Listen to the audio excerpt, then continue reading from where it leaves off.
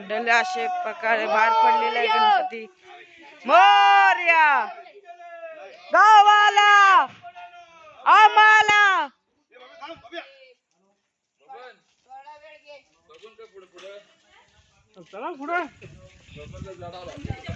काय घंटी बिंटी तरी घ्यायची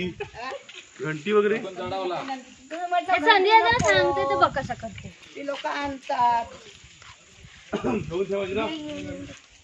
गणपती बाप्पा मोरया